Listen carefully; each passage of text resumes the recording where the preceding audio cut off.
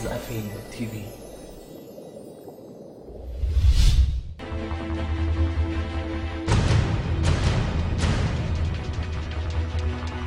پس از گذشت 6 دور مذاکرات در وین، توافق ژنو برای 4 ماه دیگر تمدید می شود. اما سوالی که همچنان مطرح است اینکه چرا تلاش‌ها برای توافق جامع به نتیجه نرسید. هر زمانی که انتظاراتی بیش از اندازه باشه و یا زیاده‌خواهی باشه مانع پیشرفته. انتظارات خارج از واقعیت، توهمات، زیاده‌خواهی، اینها تعابیری است که مسئولان ایرانی درباره عملکرد آمریکا و متحدانش بیان کردند. اما سوال اینجاست که مواضع و درخواست‌های 5+1 از ایران چه بوده که مسئولان ایران آن را زیاده‌خواهانه و مانع از دستیابی به توافق توصیف می‌کنند.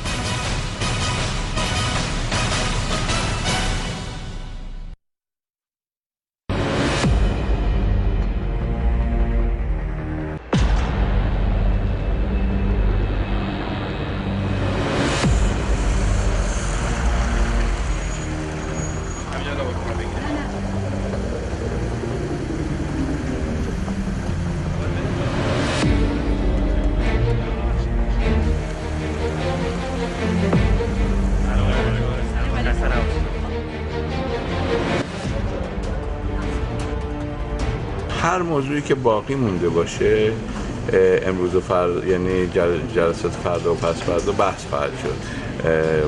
تعدادی از موضوعات رو جلسات قبل بررسی کردیم، قرار دیگه این دفعه جمع بکنن دوستان بحث ها رو.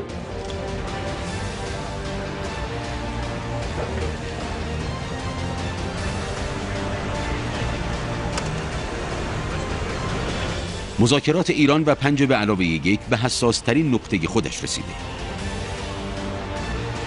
اینجا هتل کوبورگ وین برای 6مین بار میزبان مذاکره کنندگان ایران و 5+1 است. دو طرف هرچند کار نگارش سند توافق جامع هسته‌ای را از دور قبلی مذاکرات شروع کرده اند، اما این بار با امید حل و فصل اختلافات و با هدف نهایی کردن یک توافق جامع پا به وین گذاشتند. از اینکه در وینم خوشحالم و منتظر دیدار همکارانم در گروه 3+1 تا وضعیت مذاکرات رو بررسی کنیم و در جریان امور قرار بگیرم. واضحه که هنوز اختلافات مهمی وجود داره و باید دید آیا میتوان پیشرفتی حاصل کرد. با ورود وزرای خارجه 4 کشور غربی، هرچند برخی منتظر تکرار خاطره توافق ژنو در وین بودند، اما هرچه منتظر ماندند خبری نشد و دود سفیدی از دودکش‌های این هتل بیرون نیامد. I am returning to Washington today to consult with President Obama. من امروز به واشنگتن برمیگردم تا در چند روز آینده با آقای اوباما و برخی از رهبران کنگره درباره چشمانداز توافقی یک توافق جامع و میسر پیش رو در صورت دست نیافتن به چنین توافقی تا 20 ژوئیه گفتگو کنم. از جمله در این باره که بر اساس پیشرفتی که تا حالا داشتیم و روند مذاکرات آیا وقت بیشتری لازمه یا نه. قبلا گفتم و حالا هم اعلام میکنم که در بعضی از مسائل کلیدی پیشرفت ملموسی داشتیم. ما در موضوعات مختلف گفتگوهای زیادی داشتیم و جلو رفتیم. با این حال در موضوعات کلیدی دیگر شکاف‌های خیلی جدی وجود داره. ایران در 6 ماه گذشته به تعهداتش طبق توافق موقت پارسال عمل کرده است. توسعه برنامه هسته‌ای‌اش را متوقف کرده، اجازه بازرسی‌های بیشتری را داده و میزان مواد هسته‌ای‌اش را کاهش داده است. در این حال داریم با همکارانمان در 5+1 و ایران کار می‌کنیم تا به توافق جامعی برسیم که به ما اطمینان دهد که برنامه ایران صلح‌آمیز است و آنها به سلاح هسته‌ای دست پیدا نمی‌کنند. طبق مشورت‌هایی که با جان کری و اعضای تیم امنیت ملی هم داشتم، برایم روشن شده که ما در زمینه‌های مختلفی پیشرفت واقعی داشته‌ایم و راهی مشخص برای پیشرفت پیش رویمان است. ولی با نزدیک شدن به ضرب‌العجل 20 ژوئیه که توافقنامه موقت تعیین کرده بود، مشخص است که هنوز اختلافاتی بین جامعه بین‌المللی و ایران هست و کار بیشتری باید انجام شود. پس از 17 روز مذاکرات سخت و فشرده در وین، این دور از مذاکرات هم به مانند 5 دور قبل بدون دستیابی به یک توافق جامع پایان می‌یابد. ما در این دور اخیر در وین خب تقریباً حدود 15 روز رو صرف این کردیم که بلکه بتونیم به توافق برسیم.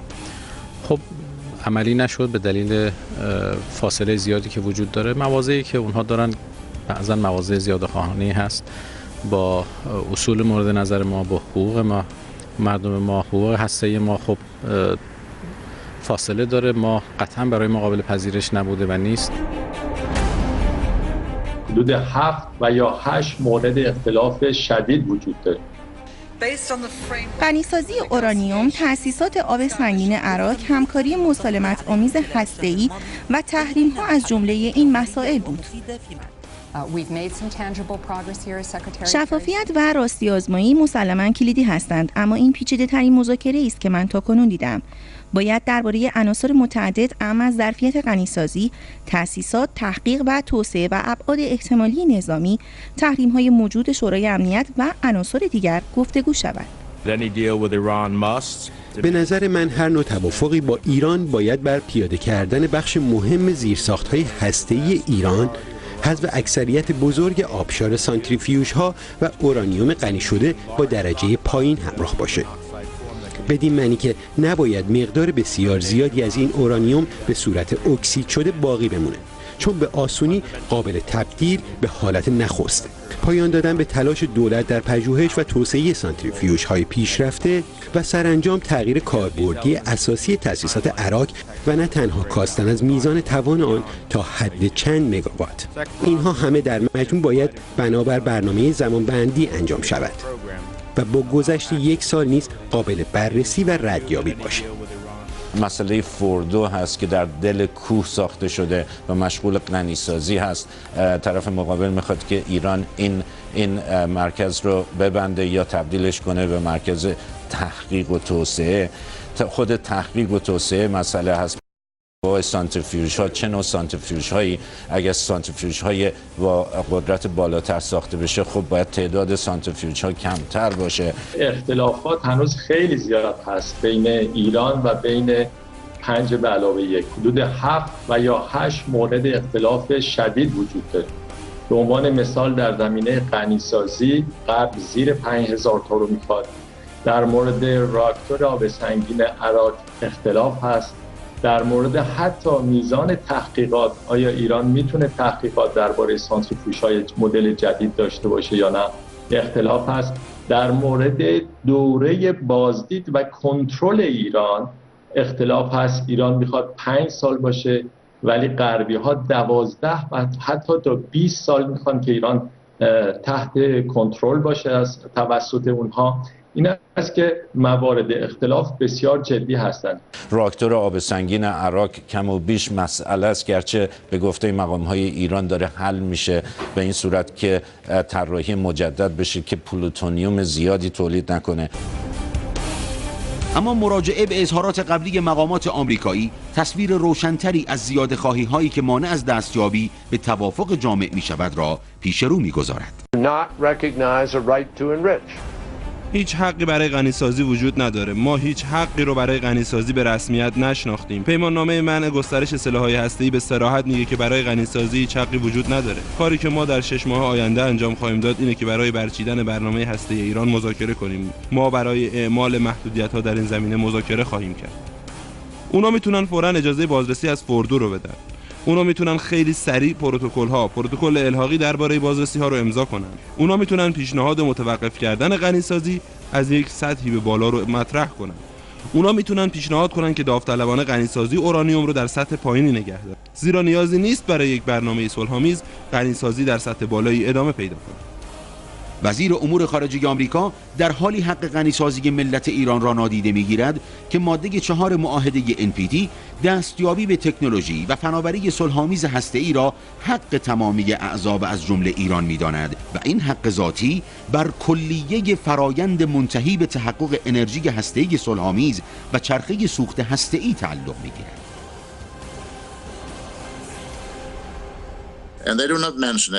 NPT به صراحت از غنیسازی اسمی نبرده، اما فهم من از ماده 4 NPT این است که منظور از این ماده تأکید برای آزادی کشورها بوده، در حالی که ماده 2 این معاهده آزادی عمل کشورها را محدود کرده، به این ترتیب که از آنها خواسته سلاح هسته‌ای نسازند. بنابراین ماده 4 محدودیتی بیشتر از آنچه در ماده 2 آمده، یعنی ممنوعیت ساخت سلاح‌های هسته‌ای مطرح نکرده. پس به لحاظ قانونی به نظرم ایران حق غنیسازی اورانیوم را دارد. معاهده NPT همچنین هیچ گونه محدودیتی درباره حجم و ظرفیت غنیسازی برای اعضا در نظر نگرفته، اما آمریکا و متحدانش خواستار کاهش حجم و ظرفیت غنیسازی در ایران هستند. من درباره اعداد و ارقام و غیره اینجا حرفی نمیزنم، ولی ما به صورت شفاف و واضح اعلام کردیم 19000 سانتریفیوژی که فعلا بخشی از برنامه اونهاست خیلی زیاده. تنها چیزی که میتونم به شما بگم اینه که ما بر موضعمان پافشاری خواهیم کرد. حجم برنامه هسته‌ای ایران مسئله اصلی است که باعث نگرانی گروه 5+1 شده. این مسئله به امور غنیسازی و تعداد دستگاه سانتریفیوژ، تعداد تأسیسات هسته‌ای که این مواد را تولید می‌کنند مربوط می‌شود. مقامات غربی و به ویژه آمریکا اما پیشنهادات دیگری هم در این زمینه دارد. منصرف کردن ایران از غنیسازی در داخل و تأمین سوخت هسته‌ای از بازارهای بین‌المللی، موضوعی که با مخالفت جدی وزیر امور خارجه کشورمان روبرو می شود. نمی توانید از ایران انتظار داشته باشید که به بازار بین‌المللی اعتماد کند، چون بازار بین‌المللی به ما خیانت کرده است. اگر به علت خیانت بازار بین‌المللی نبود، ما هرگز نیازی به تولید سوخت نداشتیم. ما هرگز نیاز نداشتیم که سوخت 20% تولید کنیم. ما به بازار بین‌المللی رفتیم، ما به سهم 10% در یورودیوف دست یافتیم، اما حتی 1 گرم از اورانیوم دریافت نکردیم. از ما نخواهید که اعتماد کنید. تاریخ را از وسط تاریخ شروع نکنید. تاریخ مدت‌ها پیش شروع شد، آن هم در زمانی که پس از انقلاب الگوی رفتاری محروم کردن ما از دسترسی به فناوری و موادی که مالکش بودیم شروع شد.